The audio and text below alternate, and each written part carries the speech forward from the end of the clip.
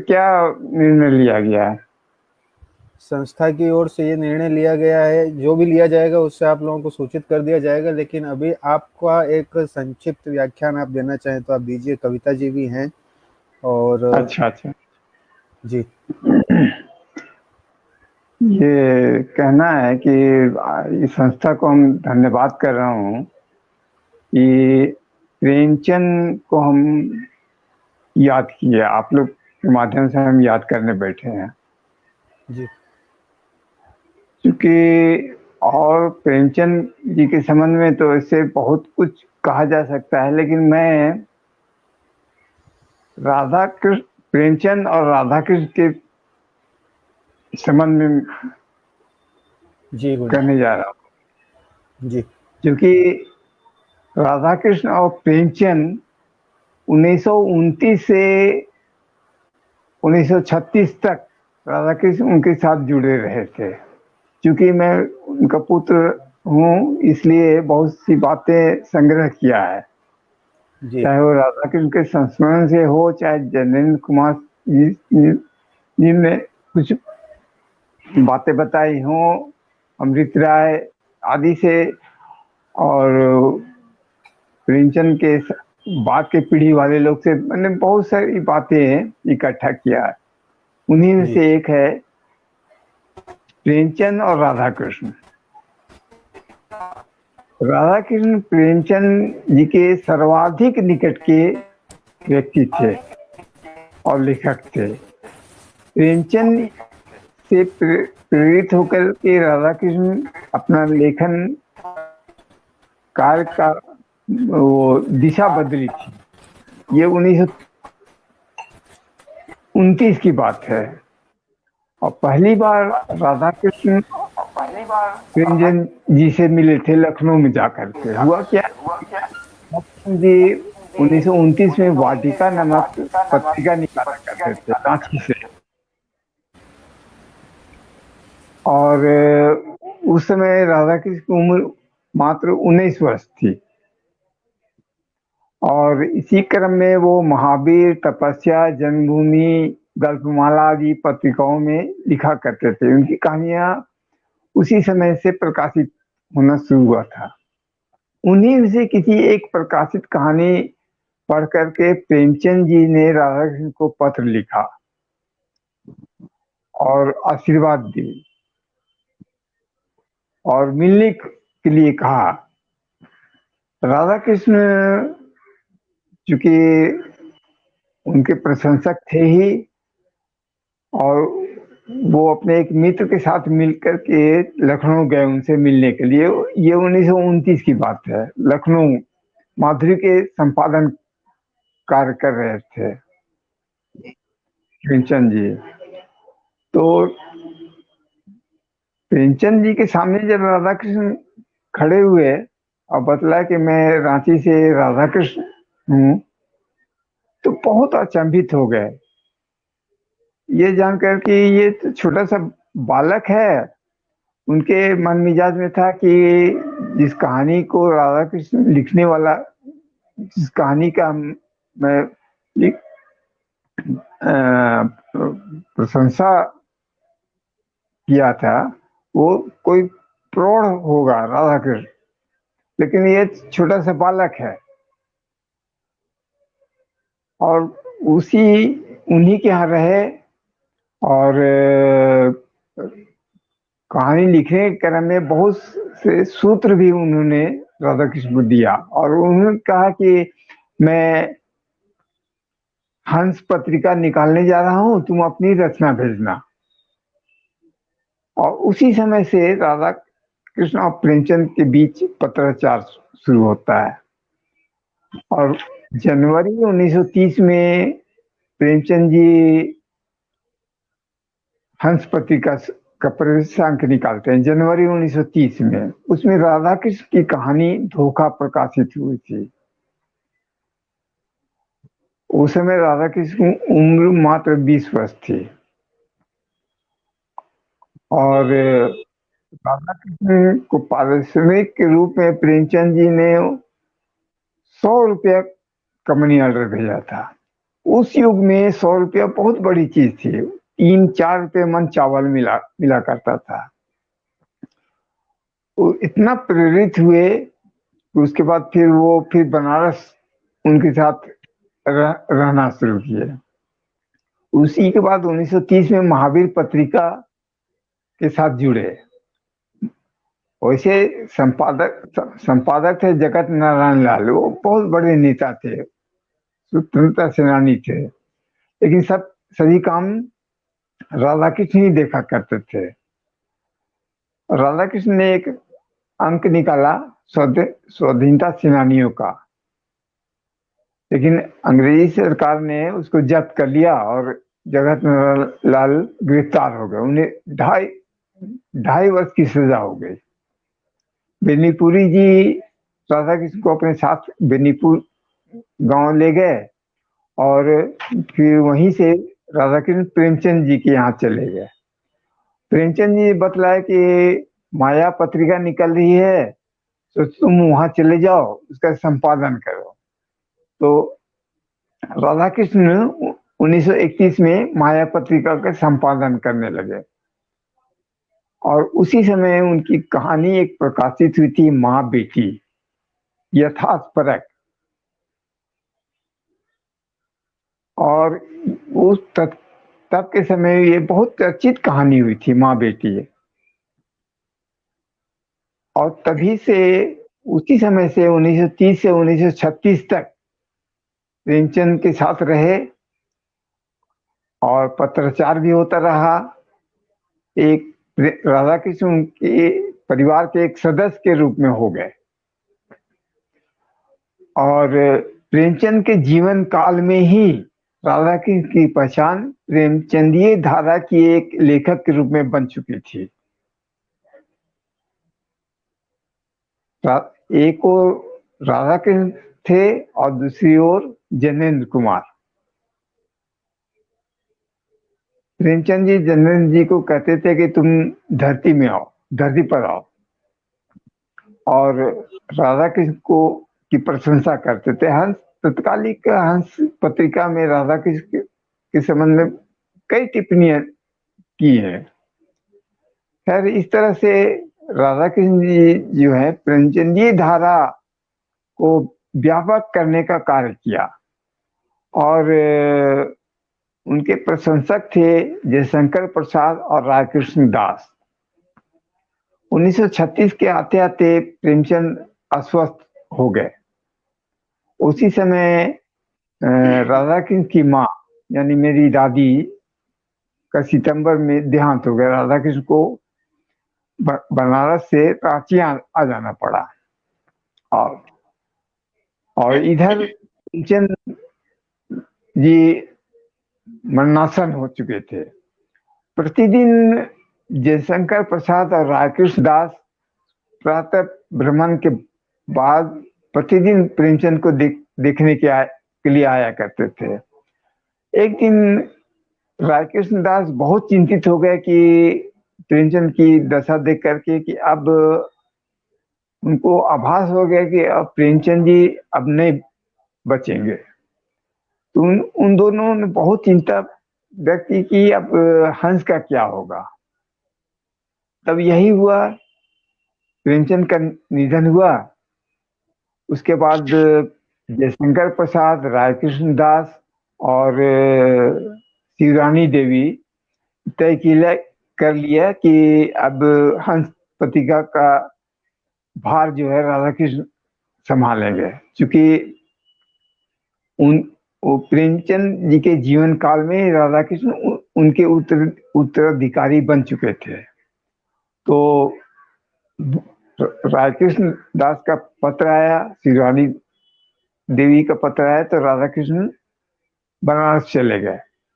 तो इन जयशंकर प्रसाद, राधाकृष्ण दास और शिवरानी देवी तीनों मिल करके हंस पत्रिका का भार दे दिया। प्रेमचंद के निधन के बाद राधा कृष्ण ही वो व्यक्ति हैं जो उनके उत्तराधिकारी के रूप में हंस पत्रिका का संपादन कार्य शुरू किया।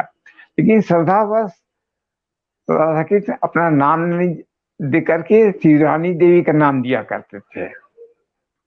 इसी तरह से एक साल 1936 पूरा हुआ, 1937 में हंस के साथ साथ कहानी पत्रिका की शुरुआत की राधा कृष्ण जी। श्रीपत प्रेमचंद जी के बड़े पुत्र थे श्रीपत राय, उनके साथ मिल करके, क्योंकि वो पूंजी लगाए थे। और इस तरह से कहानी पत्रिका की शुरुआत की 1937 में। और त्रिलोचन जी को राधा कृष्ण को ही लाए और कहानी पत्रिका के साथ जुड़े। ये त्रिलोचन जी की ये आरंभिक शुरुआत होती है साहित्यिक गतिविधि का। उसके पहले वो शास्त्रीय चीज में उलझे रहते थे।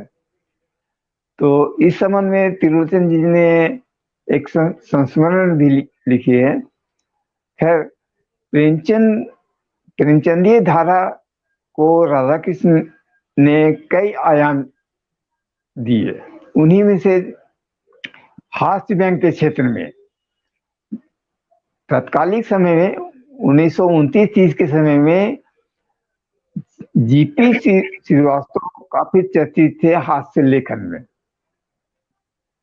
तो जीपी श्रीवास्तव की परंपरा को तोड़ते हुए, थोड़ा परिवर्तन करते हुए राधाकृष्ण जी ने हास्य व्यंग की परंपरा में सामाजिक सरोकार जोड़ते हुए प्रेमचंदीय प्रतिबद्धता प्रदान की।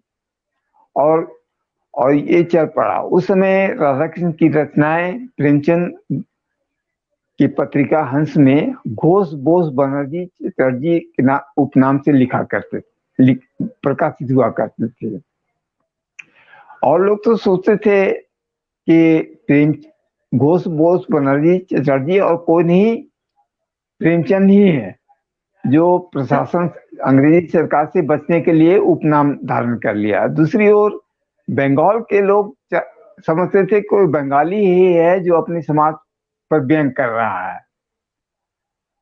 लेकिन इसका रहस्योद्घाटन जो हुआ युगांतर समिति, क्रांतिकारी संगठन युगांतर समिति के नेता थे जद्दू गोपाल मुखर्जी।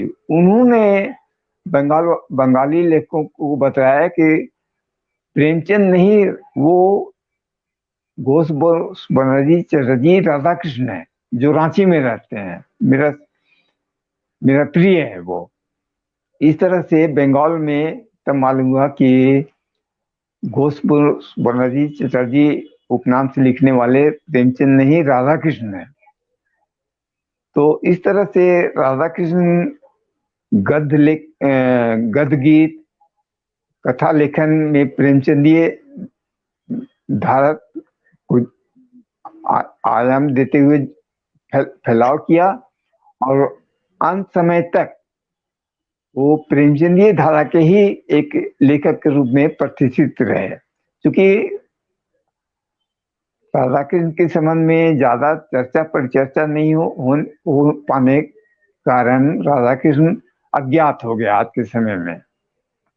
लेकिन अपने साहित्यिक रचना के बदौलत आज भी वो जीवित है। और प्रेमचंद के निधन के बाद प्रेमचंद के परिवार से इतने निकट थे कि प्रेमचंद के निधन के बाद प्रेमचंद के दो पुत्र थे, श्रीपत राय और अमृत राय। तो लेकिन प्रेमचंद के संपत्ति में 3 बंटवारा हुआ था, एक श्रीपत राय, अमृत राय और राधा कृष्ण का। लेकिन राधा कृष्ण को सरस्वती प्रेस मिला था, लेकिन ये नकार गए, ये मैं ग्रहण नहीं करूंगा। खैर, ये सब साहित्य की हटकर बात है। प्रेमचंद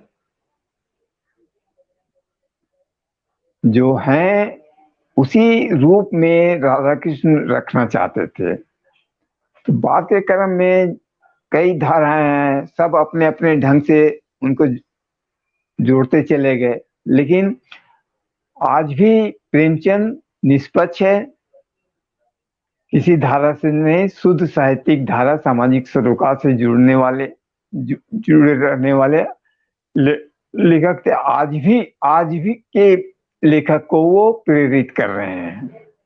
और राधाकृष्ण दास, राधाकृष्ण और प्रेमचंद के संबंध में जो बातें लिखी हैं वो आज भी राधाकृष्ण दास संग्रहालय, बनारस हिंदू विश्वविद्यालय के संग्रहालय में लिखित है। और जयशंकर प्रसाद के संबंध में एक संस्मरण लिखते हुए राधाकृष्ण जी ने लिखा था कि जब मैं हंस पत्रिका को देख रहा था तो सुबह वो बेनिया बाग में रहते थे, प्रेमचंद के मकान में ही।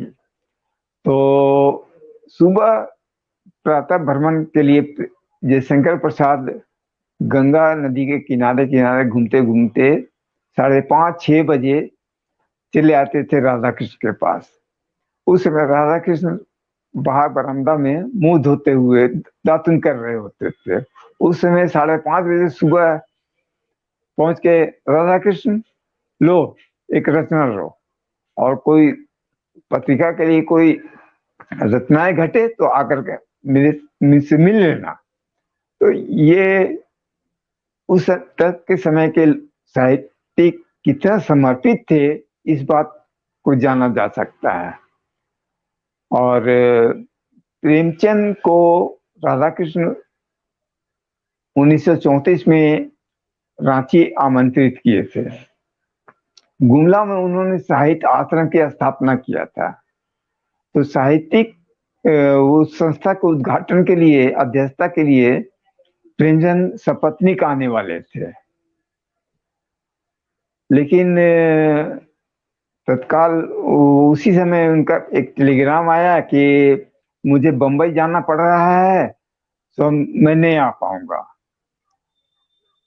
तो साहित्य आश्रम तो खैर वो संस्था आज भी है गुमला में, और कई नागपुरी लेखक लोग उसको संचालित कर रहे हैं।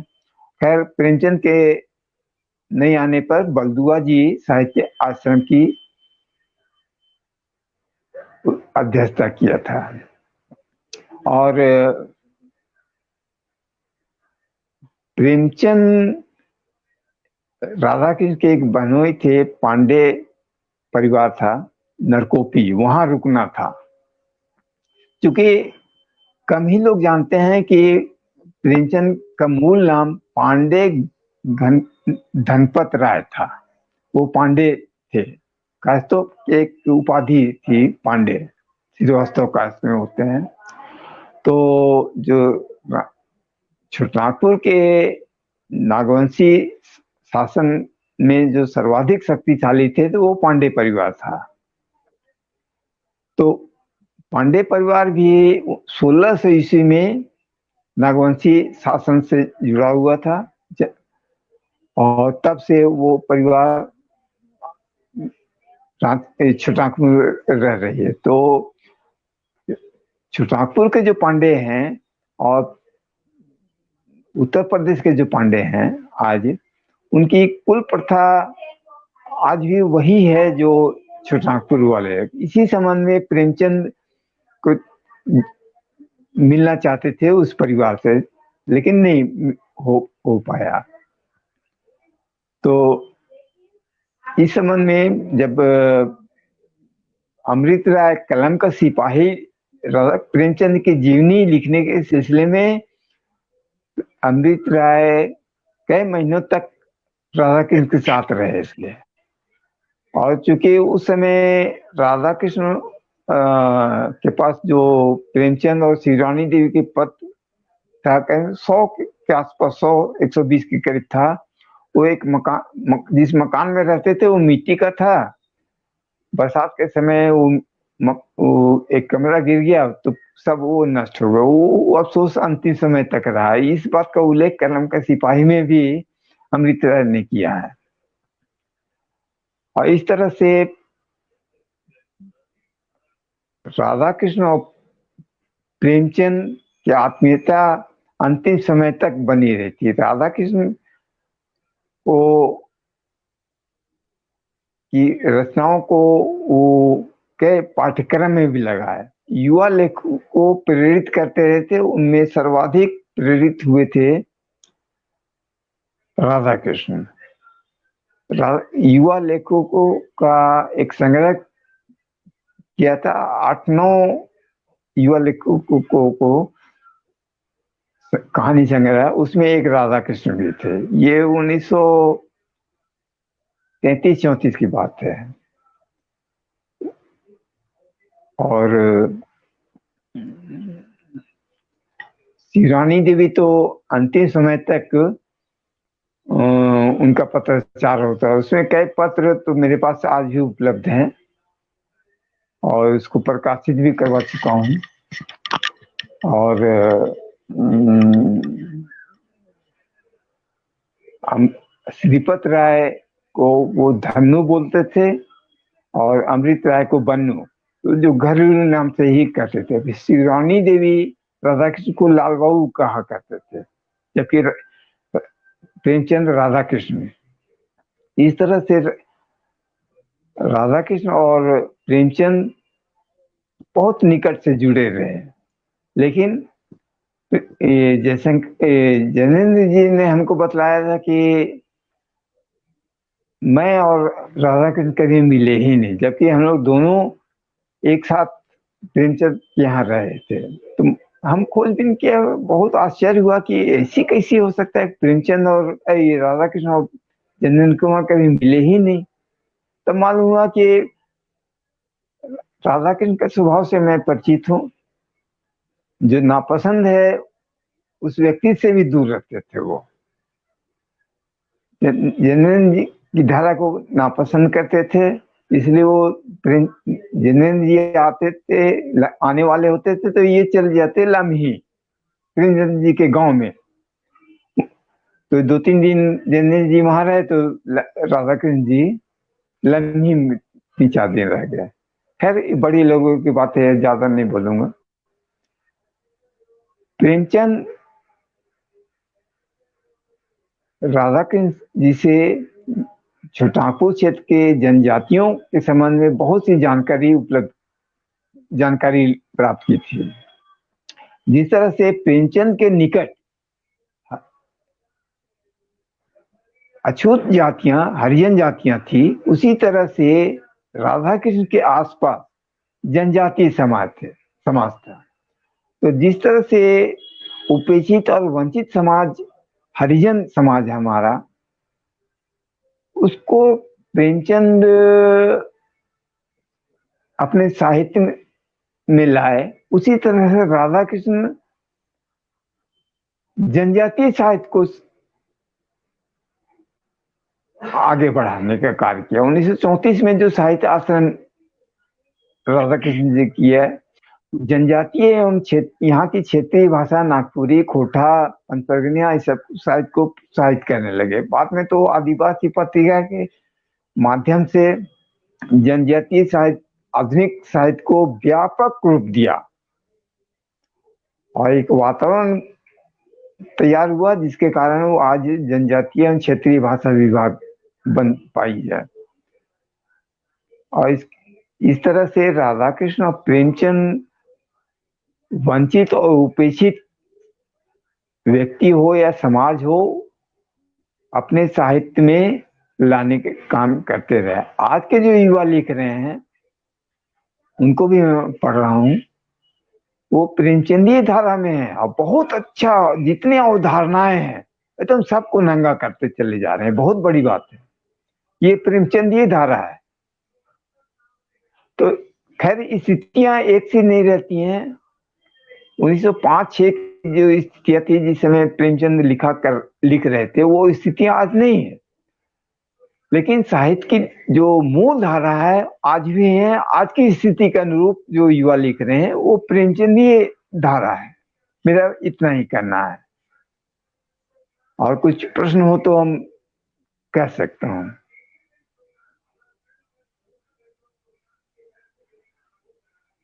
बहुत अच्छी जानकारी आपने।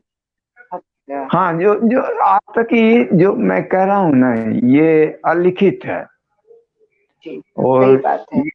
इन बातों को सिर्फ ये अमृत राय जी ने लिखा है, और प्रेमचंद के एक मैनेजर होते थे, नाम भूल रहा हूं उनका, वो लिखे हैं। वो अपने पुस्तकों में लिखे, संस्मरण में लिखे हैं। क्योंकि कहानी पत्रिका जब राधा कृष्ण शुरुआत किए थे तो श्रीपत राय जी के साथ कुछ कहासुनी हो गई थी, तो कहानी पत्रिका छोड़ करके रांची चले आए थे। तो उस समय अमृत राय मैट्रिक की परीक्षा लिखे थे 1937 में, तो जिद पकड़ लेके मैं भी चलूंगा। तो शिवानी देवी उनको इजाजत दे दी, तो अमृत राय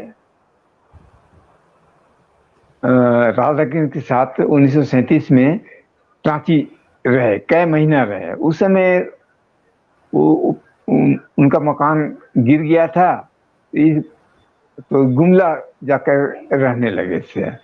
और राधा कृष्ण की स्थिति के संबंध में जब अमृत राय इलाहाबाद पहुंचे और महादेवी वर्मा को बतलाया कि राधा कृष्ण की ऐसी स्थिति है, तो वो बहुत अफसोस किए और माधुरी पत्रिका में उन्होंने राधा कृष्ण के संबंध में लिखा कि मेरा छोटा भाई की ऐसी स्थिति है।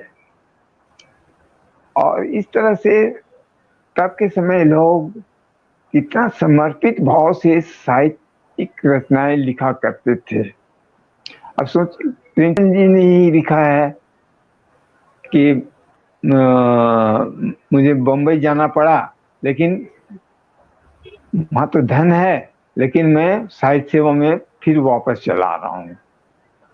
और फिर आकर फिर बनारस बैठ गए। उनके ऊपर बहुत कर्जा हो गया था।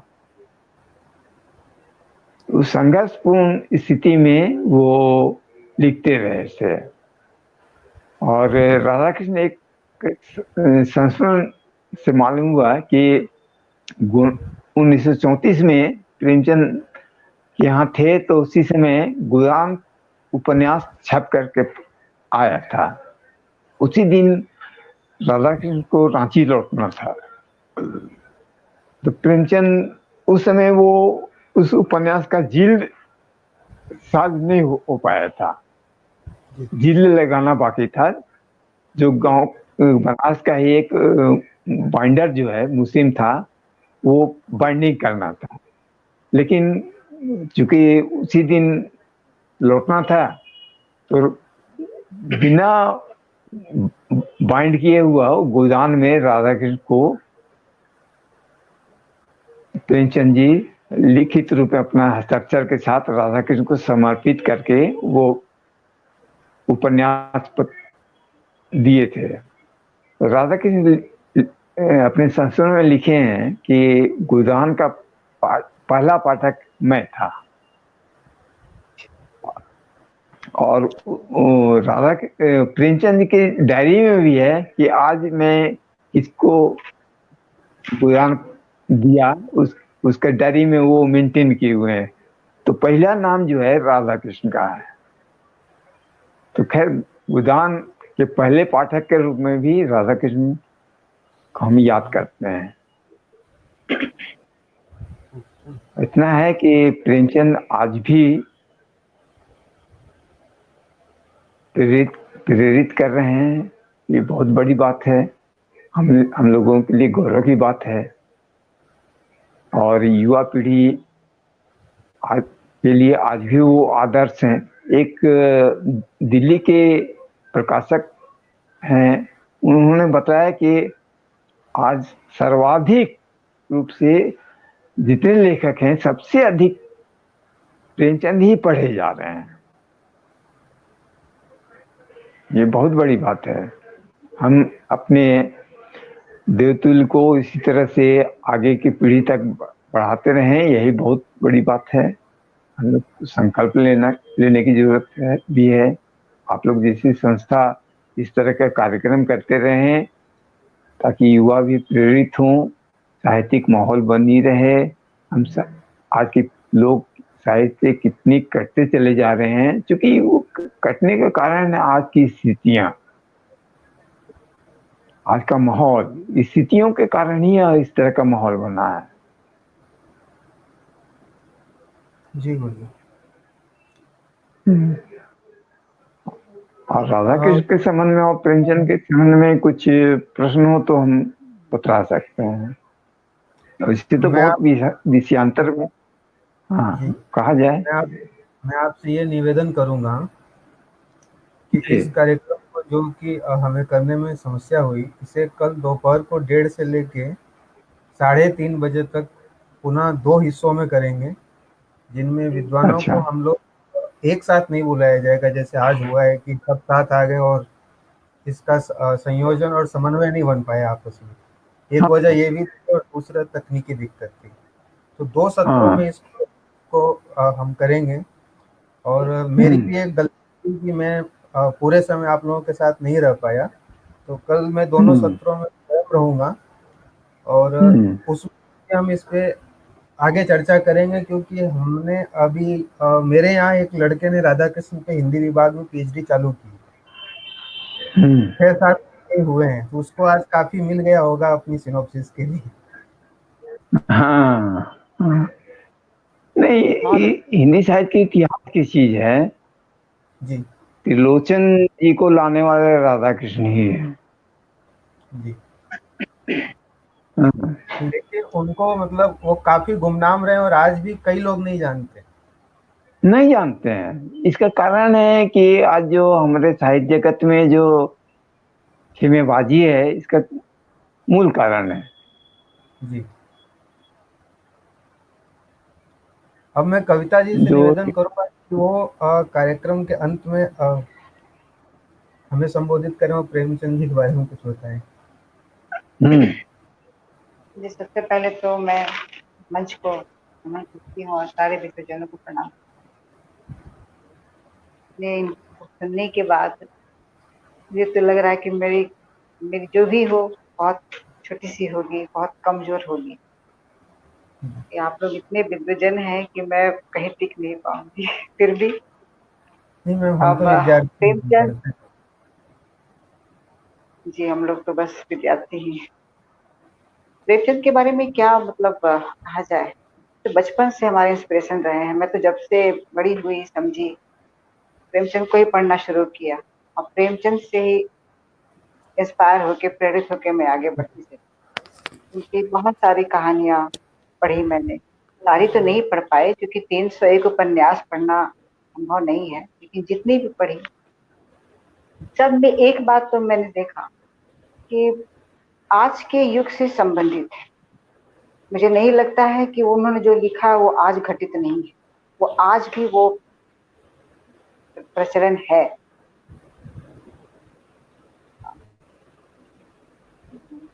कुछ उनकी ऐसी कहानियां हैं मुझे ज्यादा पसंद है। मैं आती है निर्मला। निर्मला के बारे में hello hello hello hello hello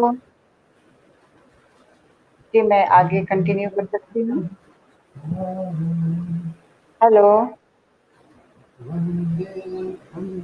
hello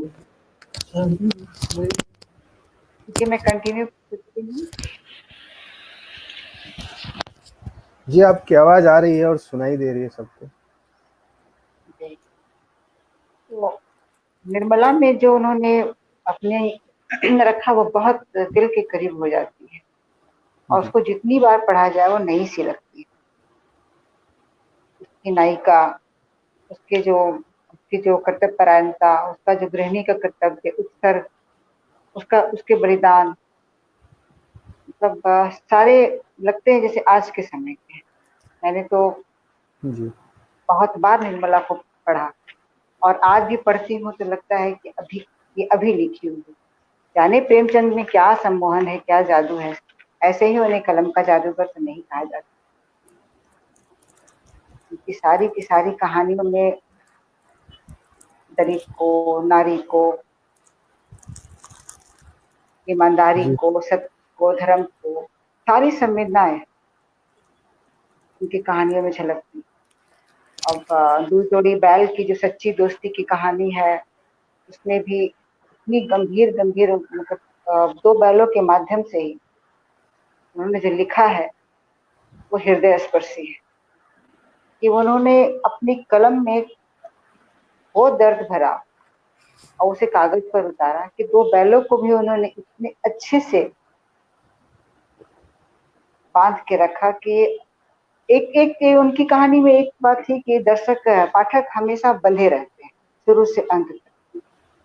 जैसे कहते हैं ना हम लोग ऊब जाना बोर होना नहीं हो पाता। आज भी हमारे बाद भी जो जनरेशन है हमारे घर के ही हैं बच्चे आज भी पढ़ते हैं, कलेक्शन है तो पढ़ते हैं, अच्छा लगता है उन्हें। और उनकी जो नारी समस्या पे जो उनका था मुझे नहीं लगता है कि इतनी गहराई से और किसी लेखक ने उस रखी है समय भूमिका। उस समय किसी ने नहीं रखी जब उन्होंने लिखा, जब सेवा सदन लिखा उन्होंने। सेवा सदन जी, तो सेवा सदन भी उनकी तो एक कहानी थी, उर्दू में लिखी हुई थी, शायद उसी का हिंदी रूपांतर है जी। जहाँ तक मैंने पढ़ा है। ये सेवा सदन बाजारे हुस्न, ये उन्होंने सबसे पहले तो उर्दू में लिखा, उसके बाद लेकिन हिंदी उनका जो रूपांतर पहले आ गया, बाद में फिर उर्दू का आया था।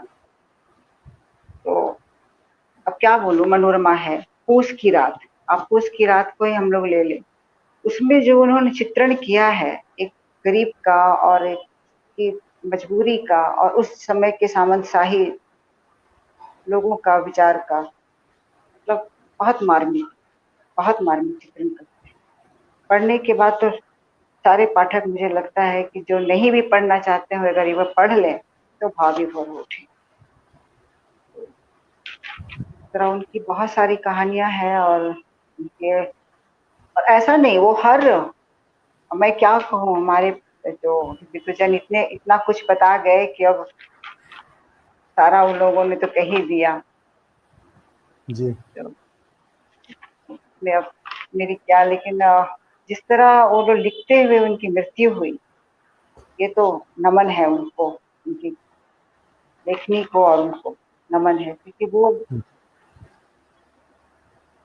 शायद ही किसी साहित्यकार को ऐसा हो कि वो अपने ऑफिस में लिखते समय उनकी मृत्यु बहुत ही मन स्पर्श करती है। उनका जीवन भी बहुत संघर्षमय रहा शुरू से अंत तक, बेचारे कभी, लेकिन उन्होंने जो दस्तावेज या जो हमें क्या बोले उपहार बहुमूल्य सौंपा है साहित्य जगत में, उसका ऋण तो कभी हम चुका नहीं।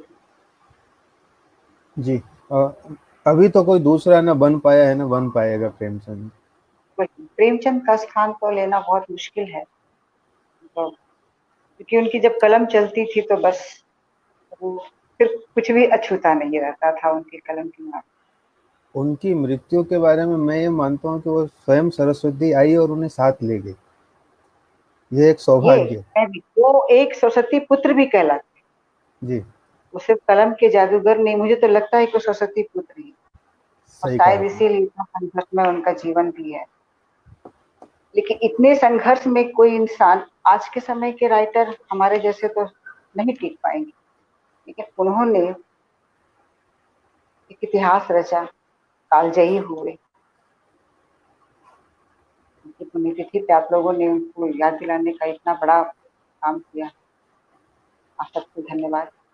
प्रेमचंद का स्वागत, हार्दिक धन्यवाद। आपका भी धन्यवाद, आपने समय निकाला और हमें अपना समय दिया। और हो सके तो आप कल भी आइएगा और सूचित कीजिएगा उन्हीं माध्यमों से जिन माध्यम से आपको समाचार मिले थे आज के कार्यक्रम के। नमस्कार, प्रणाम आप सभी को और हमारे धन्यवाद। दर्शकों को। जय हिंदी।